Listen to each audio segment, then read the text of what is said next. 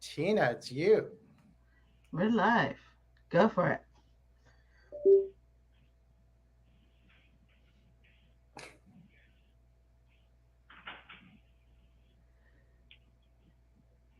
All right, Tina. Yes, We're live. Let's do it. Hi, everyone. great. Yeah, Run. Hi, everyone. So, I guess then I'm the one that needs to start speaking. you got it. Hi, everyone. My name is Tina. I work in WHO Geneva, leading the WHO Infodemic Management team. I'm very happy to actually be here to welcome you to this live event. And just to give you a little bit of a context of why we're actually prepared this show. So the history of COVID-19 is not made up of viruses of atoms.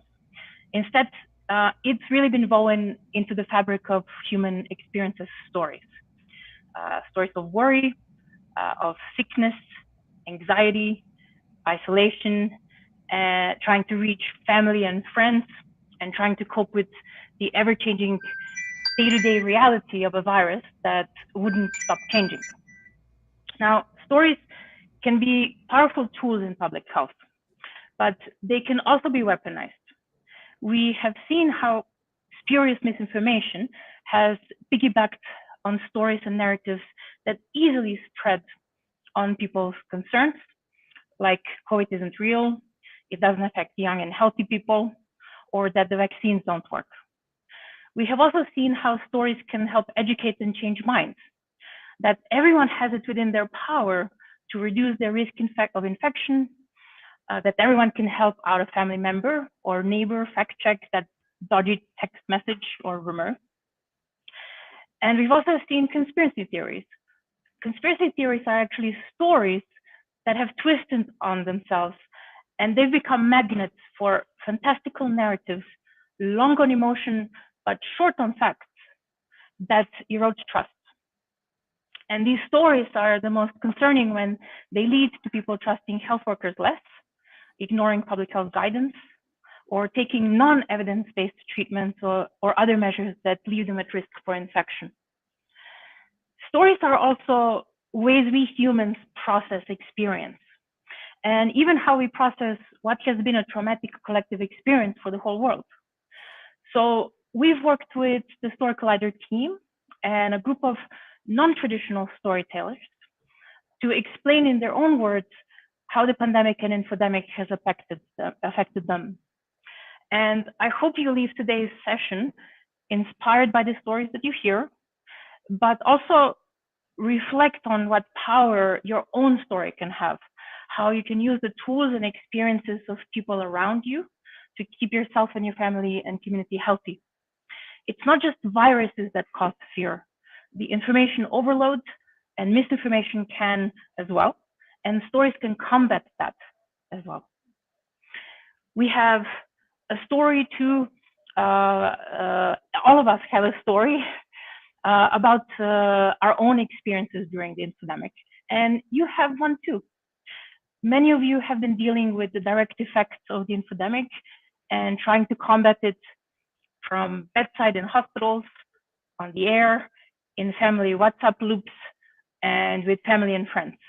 So we invite you too to share these stories with us and take part in this story project that my team is working in. Email infodemicmanagement@who.int to get more information in the near future about this project and to share your contributions. Because if we listen to one another, we can find the universal experiences and lessons learned that can enable health systems to do a better job of preparing for the next pandemic and the infodemic that will surely follow. So with these words, I hand you over to our wonderful Story Collider team and the storytellers, and let's enjoy the experience. Over to you. Thank you, Tina. Lily, we can't hear you. Lily, we can't hear you. There we go. Oh, hey. Hi. I'm Lily V. Thank you, Tina, for that wonderful introduction to what we're all about to experience. I'm Lily V, and with me is... I'm Kent Whipple, coming to you from downtown Seattle. Yep, we're both producers. I'm the education director for Story Collider. Kent is a producer for Story Collider. We produce stories, teach storytelling, and together we are going to be hosting this amazing and wonderful event.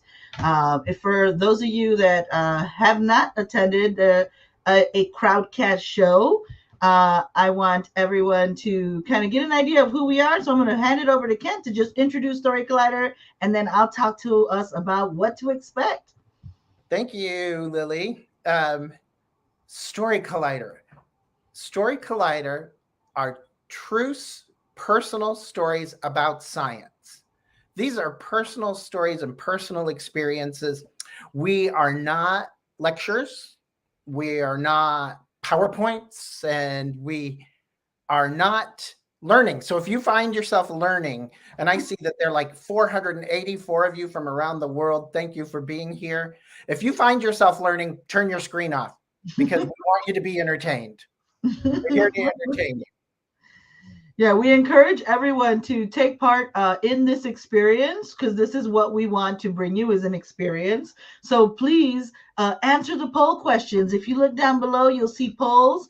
We have questions that will be coming up throughout the show. Some are going to be really like testing your knowledge. Some will just be fun and silly, because that's one thing we love to do here at Story Collider is we want to make experiencing stories fun, but also you can definitely take something away in the form of understanding, right? So our first poll question is up, and we want to know who's attending a Story Collider show for the very first time, and you'll see the options there down below. So feel free to, fill in the polls that come up, and in the chat, which is on my side, is on the right hand side.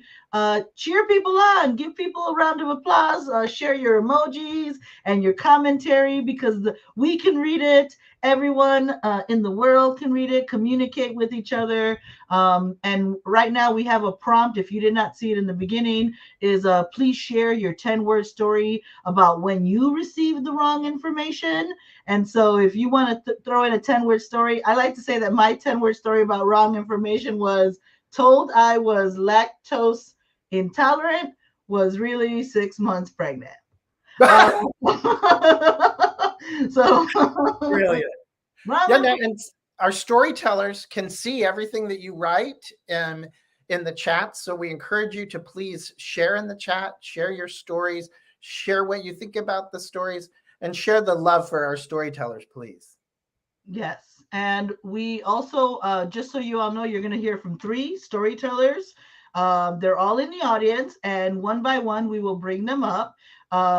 We don't get to see you, but we definitely want to hear from you. So that's why we're encouraging chat, and also ask questions, because at the end of the broadcast, we will have a Q&A. So right down there below, you'll see ask a question. Feel free to ask questions as they come up. Maybe you're curious, or a conversation, right? Like curious or confused or curious about something. Definitely put it in the Q&A, and we'll do our best to get to it. And we have one big request for you, please. Well, let's say 2. One is, please try to be present with us. I know it's odd. We're used to not totally being present when we're watching a screen, but please be present with us, and please listen to the storytellers as if you're sitting across from them in a table, having tea or coffee, and please share your love with them. Yeah, all the stories today are on as you all know, are on Infodemics, and so it was a joy to teach the workshops that a lot of these participants have been working stories have been working on, and I think we've covered. Oh, and Misha, hey, we have a wonderful tech. So all the wonderful magic that's happening right now is thanks to Misha, who you can't see right now, but is running the show. So Any questions that come up, all your 10-word stories that you post up, we will be getting them thanks to Misha. So please engage. We don't want this to be just a one-way, a one-way activity here. Yeah, it's an experience, as I said. All right.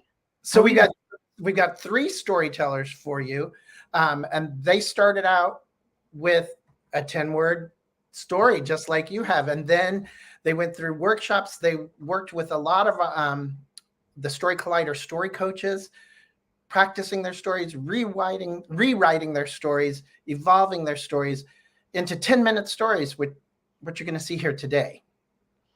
And it's incredible. Like when I think about where we've come from in the very beginning over the summer to now, all of these stories have taken on such a wonderful shape and form. And I definitely encourage everyone who has a story around this theme and topic to do submit and reach out to us. If either Brian or Tina want to put that email in the chat, that would be great, so that we get more stories. I encourage as many stories from around the world around this topic as possible. So are we? Well, what do you think? Let's get this rolling. What do you think? Woo. All right. So right now we have a poll going up, right? We have one poll. Oh, so many first timers. Yes. All right. And we'll get a new poll coming up here.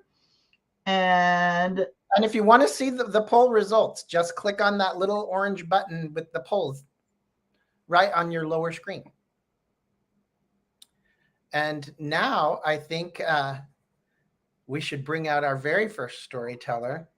What do you think? Yeah, all right. I am really proud to introduce Habibat Lawal. She is a pharmacist. She works in fulfillment operations and is the vaccine lead for Zipline in Kandu State in Nigeria. She is part of a team that makes sure that everyone has equal access to health care and life-saving medications by delivering medications through drones, which I think is so cool. And I got to coach Habibat through this process, and I love her. So Habibat, welcome.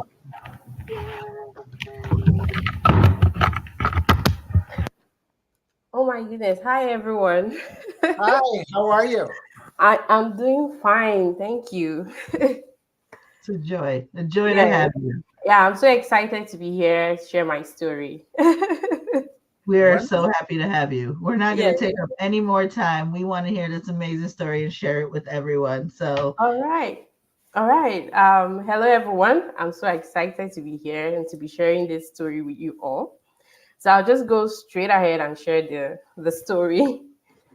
So it was the end of my shift, and I was very tired. I was exhausted. My back was aching. I had seen a lot of patients that day. A lot of patients had come into the pharmacy to get their medication. I was tired. My back was aching. I just wanted to head back home. My stomach was everywhere. I was 7 months pregnant with my son, Joseph. And so I was so exhausted. I just wanted to just head back home. I felt like Joseph and I needed it. We both needed to relax. And just as I had picked up my bag, the door to my office opened. It was my boss, Major George. He pushed his head through the door. And then, Major George he's a tall, dark complexion man in his early 50s, had a very serious face with worry lines. And he tried to force a smile on his face as he asked me casually how my day went. I answered him lazily because at this point, I was tired and exhausted, and I just wanted to head back home. And I noticed some sort of worry in his face, and I asked him if there was any problem. And he said, well, there was no problem, that he just wanted to inform me that I couldn't go home yet, that he would let me know as soon as I can start going home, that they wanted to sort out some things in the hospital before staff whose shifts had ended could start heading home. I think he sees that I have like a whole lot of questions that I wanted to ask him. Like he can see the confusion and the the worry in my face. And he said, oh, not to worry. It's just a simple process that it's just a quick process that he will let me know as soon as I could start heading home. He quickly closed the door behind him. I remember just standing there in my office, staring at the off-white wall. And suddenly my throat became dry and swallowing became painful. And a lot of scenarios were just buzzing through my head. I was thinking maybe they had detected a COVID-19 infected patient within the hospital and they wanted to do some sort of contact tracing. Or maybe I had COVID. Or maybe the whole hospital will be on lockdown and nobody will be able to go home. People won't be able to come into the hospital. People will not be able to go out. We'll be stuck in the hospital. And I was also thinking, oh, is it that they want to cut down staff? You know, I was heavily pregnant. I'm not as fast as I used to be. Most days, I come to work, I'm nauseous, I'm sicky, and I was thinking maybe the hospital will think maybe at this point, I'm more of a burden and they want to lay off some staff. You know, just as I was just having all those scenarios in my head, it was the kicking of Joseph in my stomach that jolted me back to reality. And that was when I knew that I had to just sit down, relax, and remain calm. But then I was also thinking, how could I remain calm? Few days back at home, we were watching the news on national TV, and they were giving updates on the COVID-19. The numbers were rising. And at some point, it was difficult, tagging those rising numbers with real human beings, because there was a video that was circulating online on social media of supposed COVID-19 infected patients. They were eating and lounging in isolation centers. People laughed. People made fun of the whole situation. People said COVID did not exist, that the government were faking the numbers. But then again, we're also seeing people infected with COVID placed on ventilators. They were fighting for their lives. What were we supposed to believe? I thought to myself.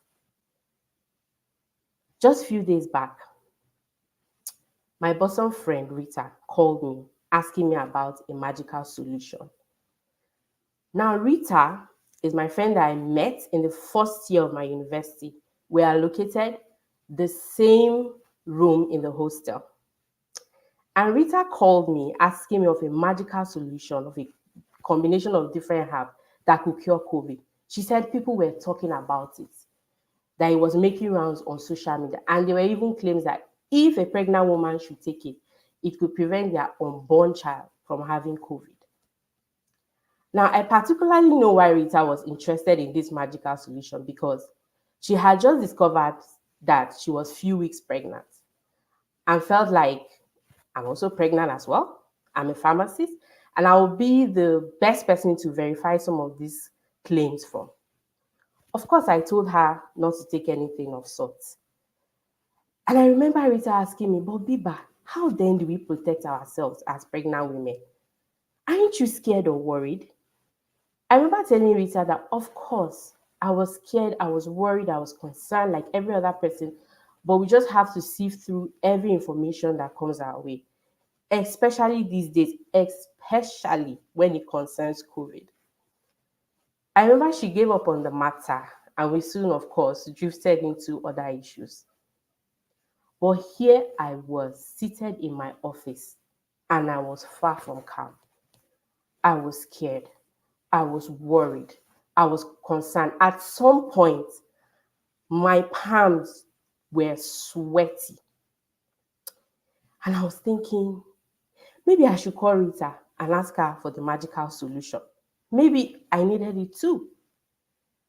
And then I thought, I gave birth to my first son. I called him Champ. And 2 days after giving birth to him, he died of birth complication. I remember that period being the worst period of my life. I was sad, I was depressed, I was all sort of negative emotions. And it left me traumatized. And sometimes I think till today, I'm still traumatized. Losing Champ made me feel guilty and completely inadequate as a mother. And I was thinking, I can't let anything happen to Joseph. If anything should happen to Joseph, I will fall apart. I wouldn't make it. My husband, Andrew, had always been a teacher. And at some point, he wanted to have a change in career path. So 6 months before COVID, Andrew got an airline job. We were ecstatic. We were happy. We were so excited. And I remember when he started the job, he always called and was always talking about how he enjoyed it so much. You know that feeling you get when you feel like the universe is connecting to your life, is moving in line with your plans, that wholesome feeling. That was the feeling we had with the airline job. Then COVID came, and Andrew's workstation was shut down. Both domestic and international flights were shut down. And our source of income was cut down drastically. And here I was thinking, I can't be down with anything. Not now. Not when we're expecting Joseph. Just as I was drowning and thinking about all the things that was wrong in my life, the door to my office opened. It was Major George. This time, he walked into the office and he had a smile on his face. And he said, well, Habibat, you can go home now. He sees that I'm about to ask him gazillion questions. And he sees a sort of confusion again in my eyes. And he said, well, Habibat, I know you must have been worried. But you know, a patient came in earlier in the hospital showing all the signs and symptoms of COVID. And the hospital just wanted to carry out some tests to find out if the patient was positive or negative and know the necessary steps to take. But fortunately, the patient was negative. He said, I am sorry. I know you must have been worried. Now, Major George must have been many things, but he always made working with him so easy. And he was always empathetic, especially towards pregnant women. And I told him I was fine. I thanked him and thanked him for his thoughtfulness as the rain of relief flooded right through my body. And as I picked my bag going home, I kept thinking to myself, I actually thought of calling Rita for the magical solution. In my moment of COVID scare, I thought of calling Rita for the magical solution upon all my knowledge, all the things I know, all my training. In my moment of COVID scare, I actually thought of calling Rita for the magical solution. I felt shame. I was really ashamed of myself. And then I was thinking, maybe I am not as immune as I thought I was to all the COVID-19 treatment claims that was circulating out there. Just maybe I was just like everyone else, or just like every other pregnant woman, that when push comes to shove, will do anything possible to protect their unborn child. And then I was also thinking, maybe somehow this COVID has united the whole of humanity towards what? Fighting one common cause. And that is getting rid of this virus that has invaded our lives. And then I also thought, well, for now, I can only do what I can, because at the end of the day, nobody knows what tomorrow will bring. Thank you very much for listening to my story. Oh my goodness. Thank you, Habibat, so much for your beautiful story. Thank you. Oh my goodness, my heart, Habiba, all that whole story. Thank you so much. And oh yes, and in the chat, please, emotions, reactions. You took us there. We have this term in storytelling, right? We learned in workshops is narrative transportation and being sucked into a story. I was sitting there holding my heart and just like trying to keep tears from coming. Just and that's something we should have warned the audience about. You're gonna feel things, y'all. Everybody is going to feel emotions, and also hearing these very true personal stories. So have some Kleenex ready, and get ready to feel all the feelings. Habibat, thank you so much. Thank you all. Thank you. Thank you. The comments are just flowing in, but I love this one that says, "Thank you for showing your true humanity." Mm-hmm, mm-hmm. So thank you, Habibat, for showing your true humanity, for all your work that you put in on this story, and for your beautiful delivery. Yeah, Thank you're you. amazing. Thank you all. Incredible. Thank you, thank you, thank you. We're gonna So proud of you. yeah, exactly. We're like proud parents here. Like, yes. Thank you, thank you. Oh wow. So we're That gonna was- send Habibat back to the audience. And we wish you so much goodness. Let's check on these polls really quick before we continue. So we have a lot of first timers, and then a second one was thrown in there. The Africa Infodemic Response Alliance era is Africa's.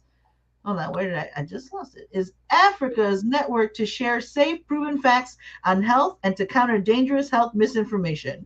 Can you complete the sentence to one of the 4 pillars of an infodemic management framework? What or blank technical knowledge, right? And identity, simplify, amplify, quantify. Now, don't type it in the chat room. Please hit the poll and hit the vote. Simplify is up,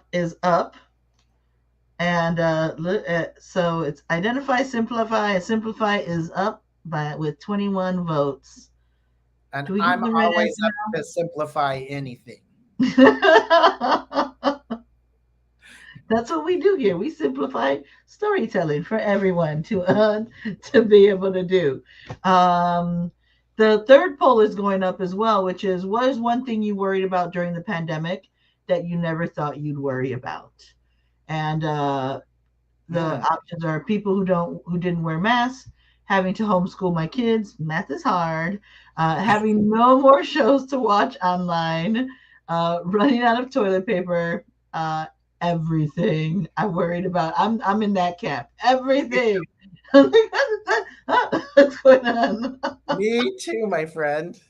Yeah. So while we get the next storyteller ready, do we have any 10-word stories, Ken? We do. Let's do that. Well, hot and well-spiced pepper soup kills coronavirus. What? I wear a mask for you, not for me. That was a 10-word. Yep. That was my fair sister tried to convince my 86-year-old mother into taking evermycin. Stopped it. And if I didn't say that drug right, forgive me. Got the wrong info, so I found IM team, who, and then there are just 2 more. Told there was 1 baby, actually 2 in there. No. Congratulations. Yes. The vaccine contains a magnetic chip to track you. For what? Yeah, that's the 10-word stories. If they're infodemic stories, yeah, you should consider submitting them. There's an email floating in the chat. We might repost it. Yeah, definitely. Again, and also just a gentle reminder, we're going to be doing a Q&A after this, so you can ask the storytellers questions. We'll tell you more about that at the end of the show, but we'd love for you to stick around and talk to us. All right, so we're getting Melissa up on the screen. And let's see. I'll introduce Melissa in the meantime. How's it going there? And Melissa Sharp. I really enjoyed working with all of these tellers. For anyone that doesn't know, they were amazing, incredible. Melissa Sharp is no different. Is a postdoctoral research fellow at the Royal College of Surgeons, RCSI. Is based out of the Department of General Practice and leads research projects on evidence synthesis and clinical guidelines. In short, Melissa is kind of a rock star. And it was super great workshopping stories with you, Melissa. How are you feeling? How's it going? Good. I think it's a difficult act to follow, but I will do my best. Yeah, you got this. Everyone's story matters and is important, and you are no less or better or less. You are all sharing true personal stories. So here we go. Everyone put your hands together. Your little emojis up for Melissa Sharp. Okay. So I'm laying on a pull-out couch in my parents' living room in their house in a retirement community in Florida. I can hear a nearby TV announcing the daily COVID cases, while the faint echo of a different, and let's just say more conservative broadcaster's denial of current events could be heard in another room. I stared at the ceiling, dreading getting up and going into the same luggage I was living out of for a few months. My Ph.D. contract in Croatia ended in October of 2019. In typical academic fashion, I decided to reward myself by signing up for a training course. I had spent the last few years studying meta research, trying to find ways to improve big, overarching systemic failures in science. Focusing so much on the problems with how research is conducted and reported, my optimism and love for science had admittedly faded a bit. It's no secret that the last year of a PhD is challenging. For some, you could honestly say even a bit soul-crushing. For me, I was just exhausted. I had placements all over Europe, constantly living out of luggage. I literally took 100 flights in 3 years. It was an amazing whirlwind, professional, personal growth experience. I'd do it again in a heartbeat. But my God, I was tired. So I disappeared to India for a month to become a certified yoga teacher, take care of myself a little bit, enjoy a small break before heading back to the US for Christmas to spend a few overdue months with my family. Which brings me back to that pull-out couch. What started as a short pause slowly became a hard stop. My PhD defense was originally scheduled in March of 2020, back in Europe. So you can probably guess that didn't really go according to plan.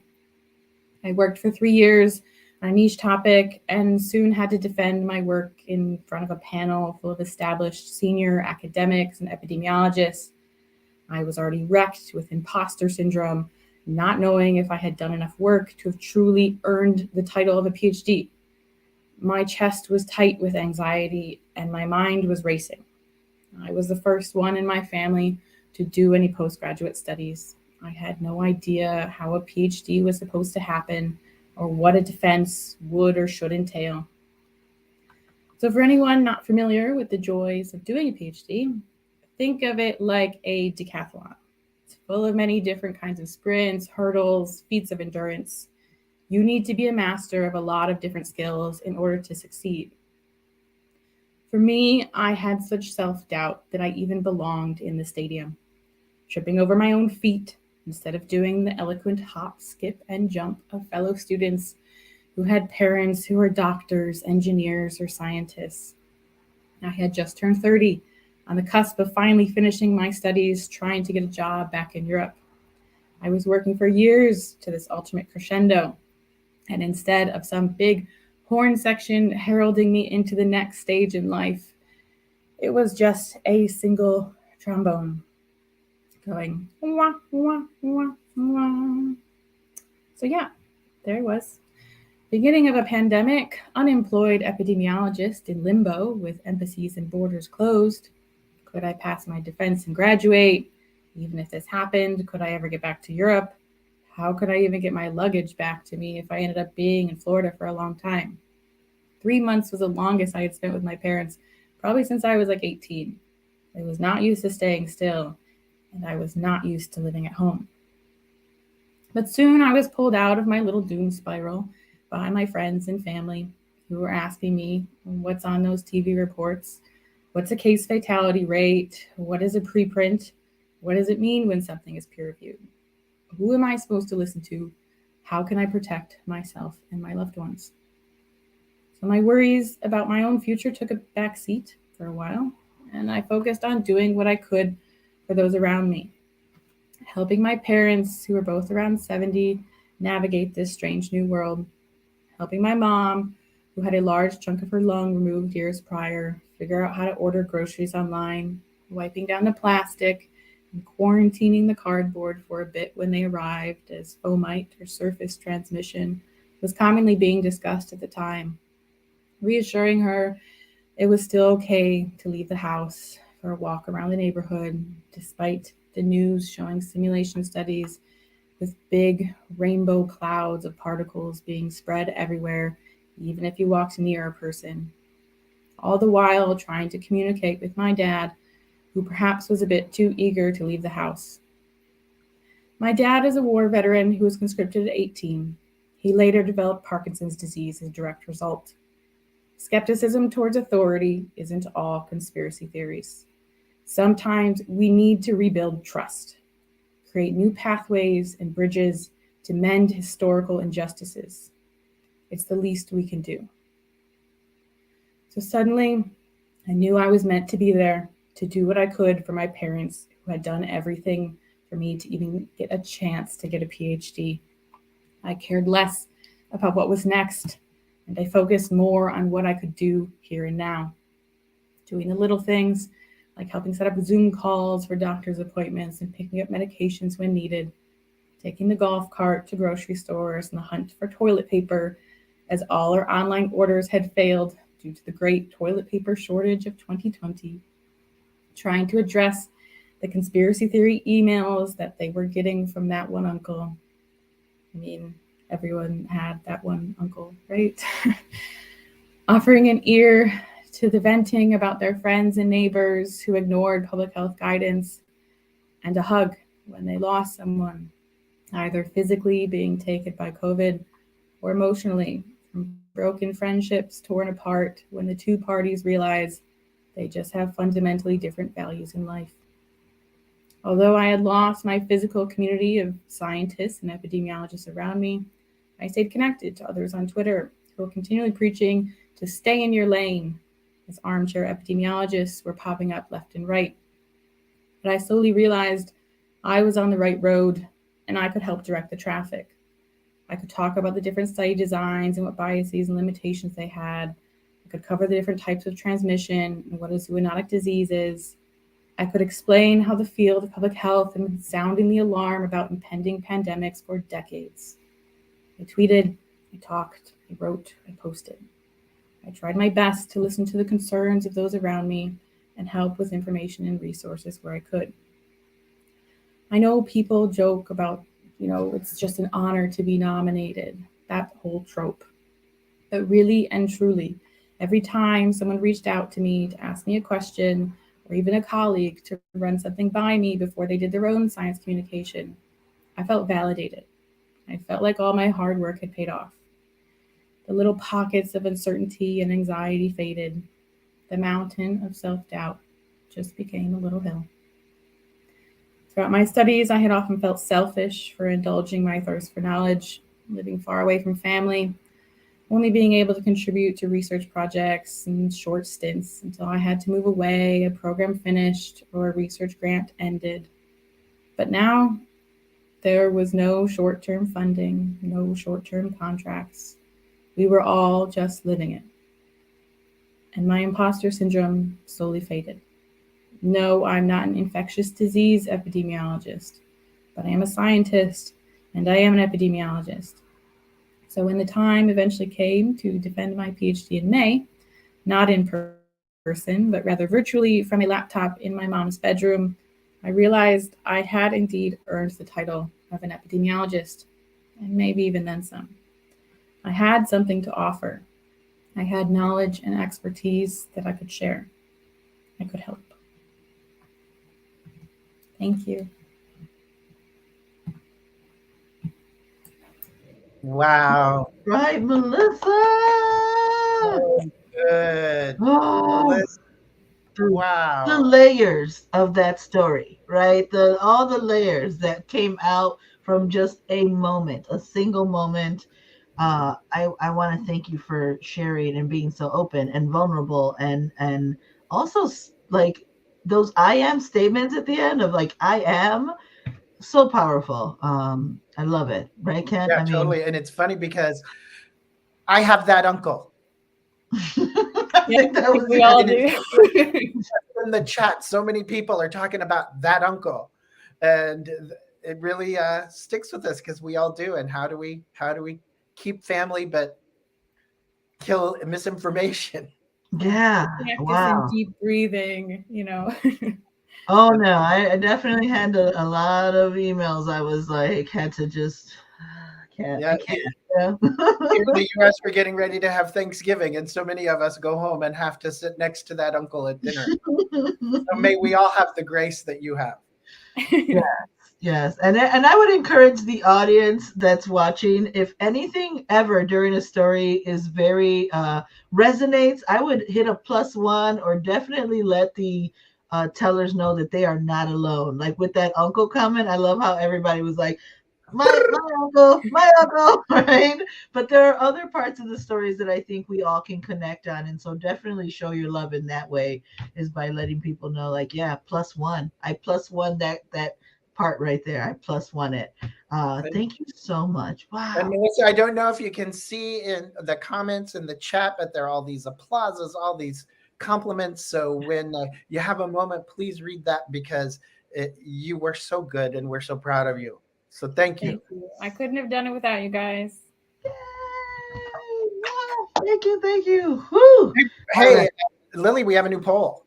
We do. All right. Let's see. Go ahead. Let's Take it on. Let's see. I'm going. Where's that? I just saw it. Okay. Wait. So the last poll was, what was the one, everything? I love, yeah, that's my crew right there. Everything. Oh, and people who didn't wear masks is second. Yeah. Oh my goodness. I'm in the everything camp. Yeah, everything. I didn't need a pandemic to make me worry about everything because I was already there. I like it. The new one says, who has that uncle? Who has that uncle? Yeah. Me or not an uncle, but a family member. So oh yeah, no, we all have, they're everywhere. They're everywhere. It's funny to see how it's bouncing back and forth. Yeah, they're just like, not uncle, but no, mine was definitely an uncle for sure. And then the other one that I really like, epidemiologists are interested in learning about A, the causes of diseases and how to cure or control them, B, the frequency and geography distribution of diseases, C, causal relationships between diseases, and D, all of the above. So get in there. Let us know what you think. We want to hear from you. Yes, indeed. All right. So here we go. I know is this the last teller already? This is our last teller. I mean, this is going by so quickly. So yes, our final storyteller, we're going to bring out to the screen for you and to let you give her some love. Okechi Nzedibe. I'm sorry. I practiced and practiced. Is a public health. Thank you, and forgive me, please. Is a public health pharmacist from Nigeria and a WHO-trained Infodemic Manager. She is pursuing a Ph.D. in international public health at Euclid University. Is the chief executive officer and managing director and pharmacist for Histripes in Nigeria. She is the founder of Health and Living, a health outreach organization offering health information, free consultations, eye checks, free and subsidized medicine, and laboratory services for the community. So without further ado, welcome. Put your hands together. Yay! How are you? Thank you. Good, thank you. Very well. I'm happy to be here. We are so happy to have you here. Well, without further ado, we're just going to let you have it, and you're going to close us up. Thank you, everyone. Show your love. Okechi.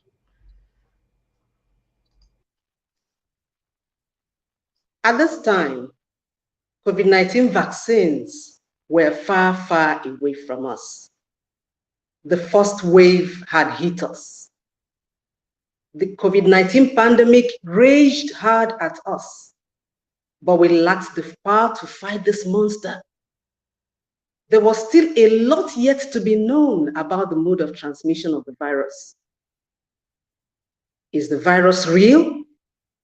How long does the COVID-19 virus stay on surfaces? Does it involve a human-to-human transmission? Are the vaccines safe? Does the disease affect Africans? The uncertainties and unanswered questions were crippling, leading to many unwholesome experiences like the one I had. I'm passionate about healthy spaces and will go out of my way to ensure that I do not go against laid down guidelines and endanger the lives of others. At home, for instance, I make sure my grasses are cut regularly, and I do away with every stagnant water around the house. These are capable of breeding mosquitoes. You can agree with me that malaria, which is transmitted by these insects, is one of the world's killer diseases. Surprisingly, I observe people breaking these guidelines to the disadvantage of others. Could it be the unwillingness to learn, conform to rules, or ignorance? In the heat of the first wave, a period laced with extreme anxieties and frustrations, a well-built young man walked into the pharmacy where I work as a pharmacist without wearing a nose mask. I welcomed him with the attendants, but he gave us a skeptical glance. I wondered why he did that. Had he lost his way? I had duly trained the attendants on the need to observe COVID-19 guidelines, so they quickly realized that the man needed some guidance. I trained them such that they always wore their nose masks, observed social distancing, washed their hands more often, and used the hand sanitizers after attending to each customer. He was not wearing a nose mask, but the pharmacy attendants and I wore our masks. I guess it was an odd side to him, I reasoned. This was happening at the peak of the hoaxes and the rumors about COVID-19. On my part, I did not have a good time with his action of not wearing a nose mask. When the local and national media were making daily announcements on the need for everyone to wear nose masks.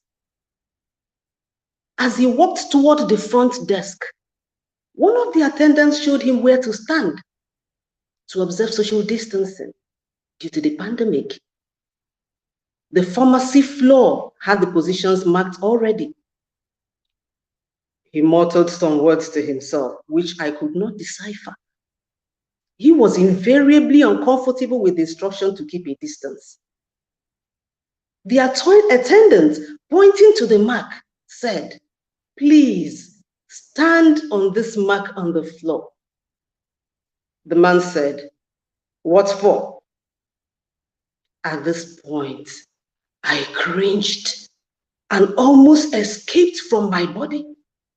My heart was beating so fast, I found myself sweating and wanting to leave the pharmacy. because I couldn't see myself having to risk my life standing close to this man. It was as if the infection itself was walking close to me. Phew.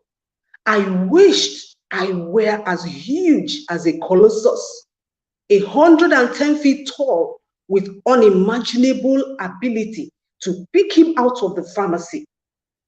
Unfortunately, this was not possible.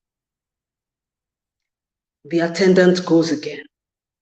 Please, you need to observe social distancing. All those people's lives will be at risk if you're close to them. He laughed and said, so you believe that such things happen? He struggled a bit, but had to comply when he saw that we were not going to change the rules. Another young man who walked in almost the same time, wearing his nose mask, was keenly watching the drama between the man and I with my co-workers, his head swinging like a pendulum between us and the man. But he did not say a word. Disappointment would be an understatement to describe what filled my mind when I noticed he was not as uncomfortable as we were and did not help in any way. I expected him to be uncomfortable since he was also at risk, but he kept mute and did not give the desperately needed help. In my mind, I branded him a representation of all the people who were opposed to the facts about the pandemic, but wore their masks by coercion. After the first man had stood in the given position, he asked, why are you all wearing face masks? Did anyone tell you that COVID-19 has killed any African? I was bewildered and wondered if he was not listening to the broadcast done in the mainstream or even the social media, because he possessed a phone like every other person. He further said, where I'm coming from, we are not wearing nose masks and people are not falling sick as they said. It seemed he came from one of those communities where most people believed the pandemic was not real, and those that died were killed by a strange malaria. He obviously presumed it was a hoax. At this point, it now became clear to me that he had been hearing the updates from the health authorities through the media, but decided to stay with the trending misinformation. How could misinformation be this cruel? I have never felt this vulnerable in my place of work before. I literally feared about going to work daily because I knew about the hospitalizations and the deaths. New cases of COVID-19 infections were being recorded every day. More people dying, insufficient ventilators, and no preventive measure in sight, apart from this mask, which this man refused to use. I also had just received the news of a friend who was ill, gasping for breath, and died because she could not access a ventilator.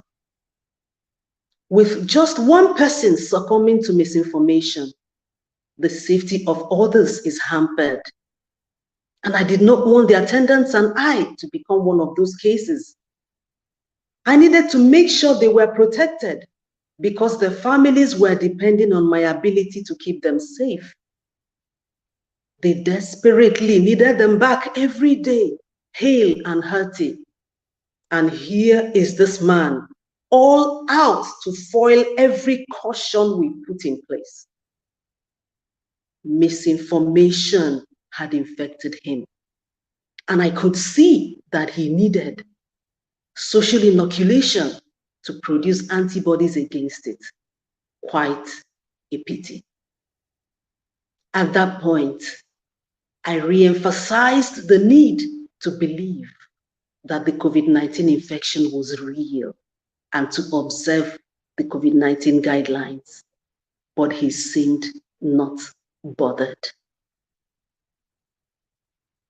After he left, I heaved a huge sigh of relief, being able to gauge his restiveness, but was perturbed about his position, hoping he would reflect on our discussions and pull back from misinformation.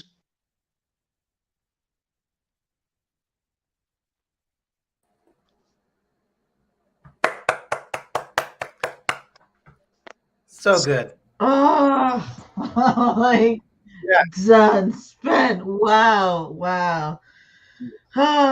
You know, it's interesting because I think storytellers, their job is to help others see the world through our eyes and through our thoughts. And somebody wrote in there, "We are there with you," and we were there with you the whole time. So thank you. Oh my goodness. Yeah, the hope you leave us with, and also the just ambivalence, right? We're feeling two things. I'm feeling all the things right now. Like there's hope, and then there's frustration, and then that is that's what it felt like at the time, you know? I mean, wow, yeah. And I also loved misinformation infected him. It infected so many. Yeah, visually I was there, and then you took us into these like scenes that I think we all can kind of, I saw a couple +1s, and I definitely that, you know, we weren't there in that pharmacy, but we experienced that pharmacy moment at some point in time. Thank you. Yeah, wonderful. Thank you so much. And you are a colossus. You are. Oh, thank you. Thank you. Oh, thank you. Did you feel good? Thank you. Good. Very well. Very well. Thank you so much for this opportunity. I'm excited. Thank you. We're on Thank you. Thank you. I always thank the tellers. We wouldn't do these. We couldn't have these shows if everyone wasn't so willing to share and be open and open to sharing their personal stories. So we thank you all, and we also thank the listeners in the audience, right? Because without them, we'd have no one to share these to. So thank you. Wow. You'll all be called back in just a minute, so we're gonna send you back in the audience, and then everyone's gonna come back. We did it, Kent. Oh boy, they 3 amazing storytellers. I'm all the feels, they say, you know, all the feels. Yeah, and no one, you know, everyone in their own worlds experiencing the very same time, in different ways, but very connected, nevertheless, right? Oh, that's what I love about storytelling, is that's how we link up, you know, and it doesn't matter where we are in the world, our stories can connect us. So what do we? Well, we have a new poll. We have another poll. We are going poll crazy here. Let's see. What do we have here? Well, what's the strangest lie conspiracy theory you heard about COVID-19? The vaccines will have microchips in them. That was that uncle. COVID-19 was made in a lab. Vodka can be used as a hand sanitizer or numbing agent. Eating garlic prevents COVID-19. Drinking cow urine will protect against COVID-19. These are all real, by the way. Like, these are things we researched. Russia released lions to enforce social distancing. Something else that I will write in the chat. So share with us all the strangest liar conspiracy theory. We'd love to hear them. A lot of stories actually started with that one idea, and and then we just kind of opened it up to what really happened around that. So, you know, you might have a story just based on something you heard. Yep. And you know, it makes me laugh. I love the microchip. You know, and I actually had somebody telling me that, and they were using their phone to accentuate it, and they said the government will track you, and I'm like, you're holding a phone. Right. It seems a lot less. It's less invasive. It's like they don't have to put it in you. It's right here. You agree to it. Let's not. Now we're doing something kind of fun, and we hope you can stay and join us. We're going to be doing a Q&A with all three of the storytellers.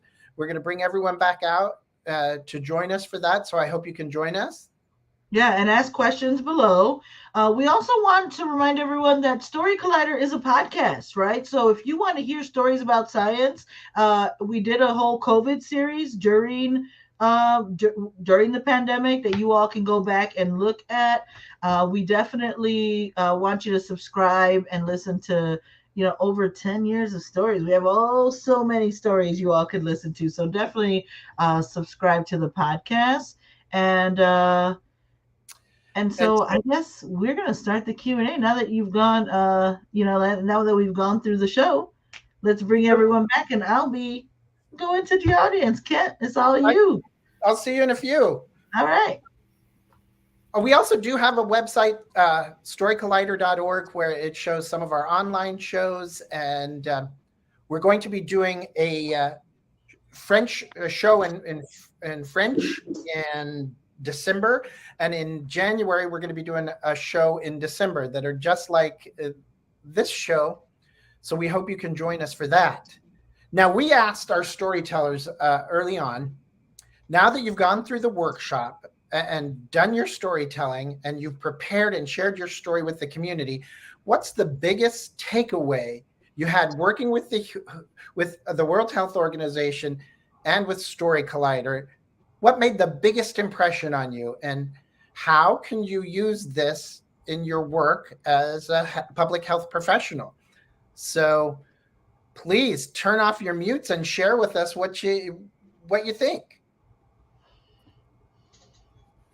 Yeah, I think for me, I like to start with Story Collider first. I think it just brought out how powerful storytelling can be. I've always known storytelling, but like being, going through the whole training with Story Collider, it just brought out a different meaning for me of how powerful storytelling is and how healing and therapeutic it can also be. And that for me was like, sharing my story. Each time I share it, the way it heals me in a way, the way I feel connected to people in a different way. Never met Melissa, but I feel connected. Never met Okechi one-on-one, but I feel connected, so that was like the biggest takeaway from me working with Story Collider. Just brought out a new meaning to storytelling. And working with WHO, with the whole, infodemic and everything, it just made me realize how the infodemic has really eaten into our system. And it's just like when we did the training with storytelling, it was like, this is a strategy. This storytelling is a key tool to curbing this, infodemic in our society. And it just brought it all out. And I'm thinking, maybe I should have this archive of stories, of people that have gone through different things and have their archives of stories, collect their stories, and let's just share it. Let's see how we are all connected together. We are so far away in different places, but these things are happening to all of us in different places, in different ways. We are reacting to it in different ways. And it just made me realize, like, maybe we should have that. Maybe we should bring it as a major tool in helping to counter some of this misinformation that is out there in our society. And I feel like I'm so empowered. Like I want to teach people. I want to say, do you know you can actually tell your story? Do you know you can share it, and you know that you're not alone, that people are going through this. I'm so empowered, and I want to just walk out there and share stories and collect. I'm just like, collect. Let's collect stories. Let's share. Let's all these big stories. second. Like, we're like, can we get this in writing, recording? Can you be our PR person, please? Well, I heard a great quote that is, stories are like hammers. They can be used to build bridges or break kneecaps. No, stories. And I think you all three have shown how to build bridges. How about you, other storytellers? What did you learn? What are you taking away from this, and how can you use it? For me, I really struggled initially with actually like finding my voice and actually talking about myself, because as a researcher, it's trying to be as objective as possible, taking yourself out of the research.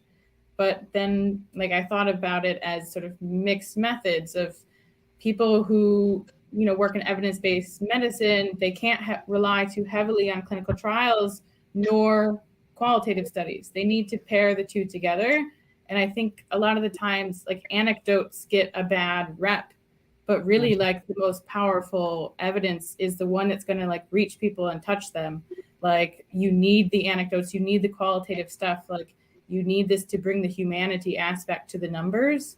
So I know that's like a very academic way to say I really liked the storytelling approach, but I think it was really something that I've never done before, and absolutely amazing that I could go from 10 words to 10 minutes kind of thing.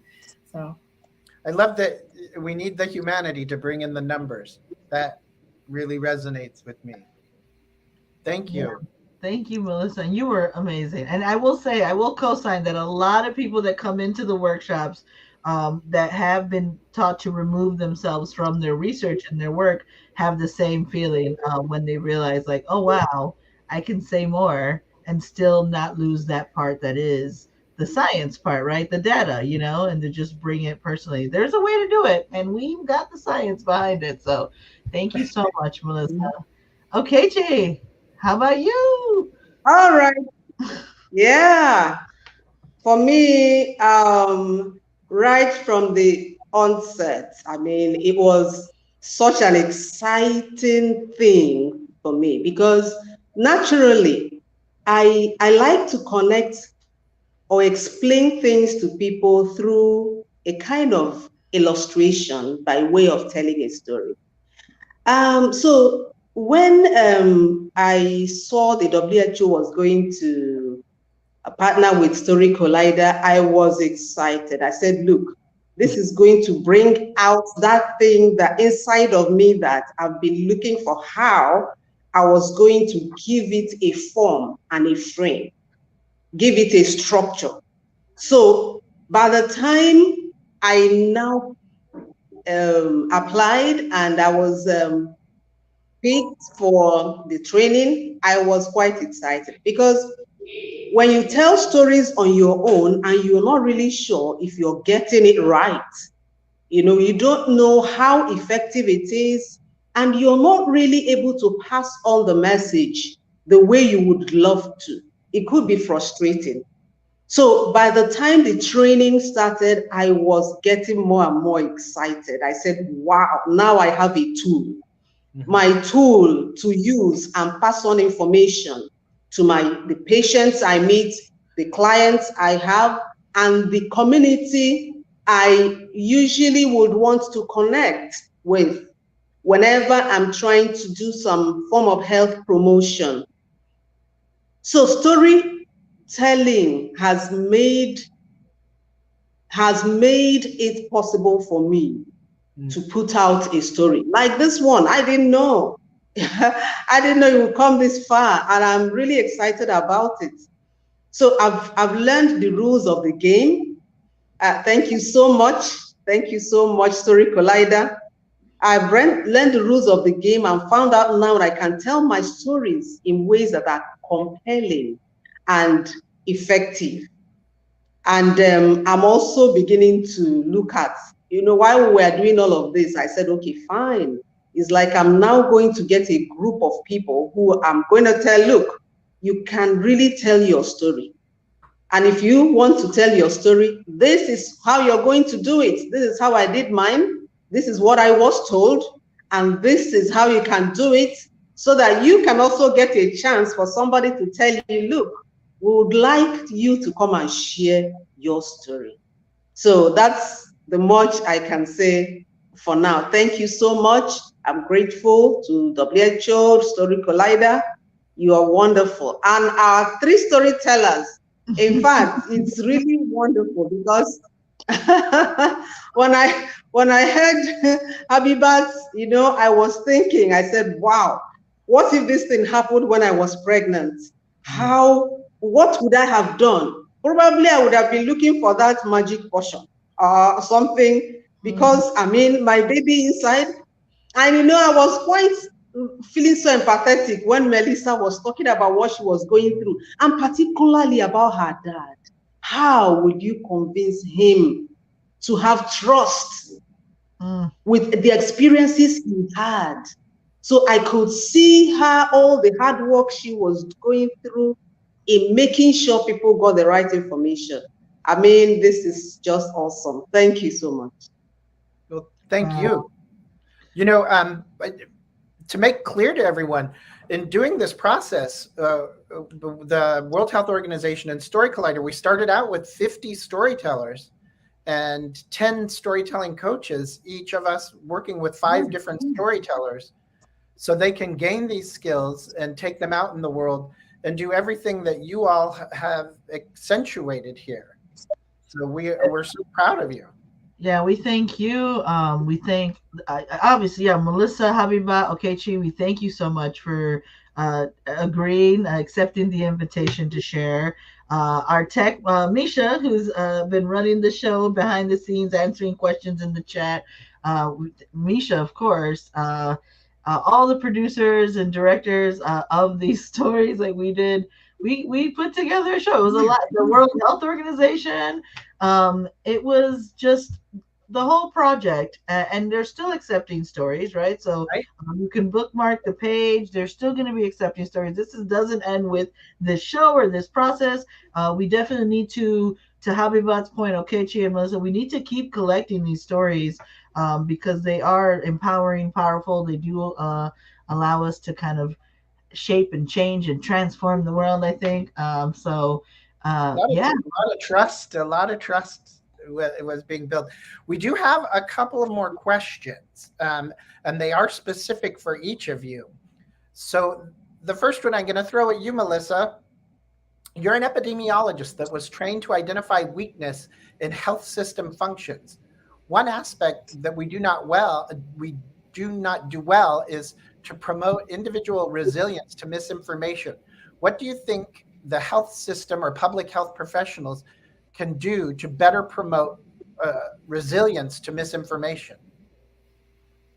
So I think, it comes back to knowledge base that you're drawing from for a lot of it. And if you compare it to sort of the field of medicine, the approaches that generally see the most benefit in the end are the ones that are early interventions, preventative approaches.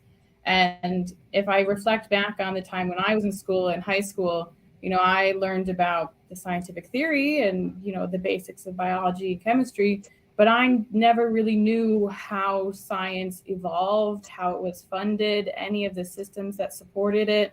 And I think introducing that information earlier to help, people understand, where is this information coming from, who funded it, who wrote it, how generalizable the information is, and, how maybe data can be misrepresented in different ways. And if you give sort of those building blocks earlier and earlier, then you're not sort of playing catch up in the end.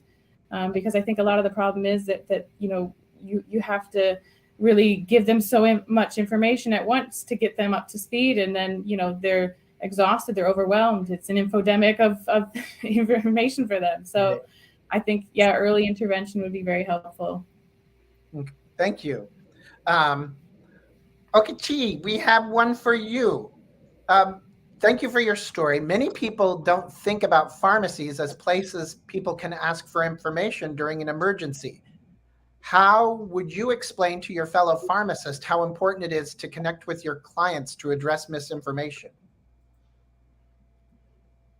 Okay, thank you so much. It's actually a challenge, but it's important for us as pharmacists to connect with our clients in addressing misinformation, because it is a serious threat to public health. And incidentally, in Nigeria, for instance, we have a greater percentage of the population visiting pharmacies as their first port of call from the statistics we have. And we have actually geared up for that. So in order to be much, very effective, we can do a lot by filling the information voids. When people come in and they are asking one or two questions, we should be able to answer them and provide the answers. And in the midst of that, while we are delivering health information or during our counseling sessions, is to actually find out how they are coping with certain situations, like you have a pandemic. At that point, you come to find out that they will say so many things.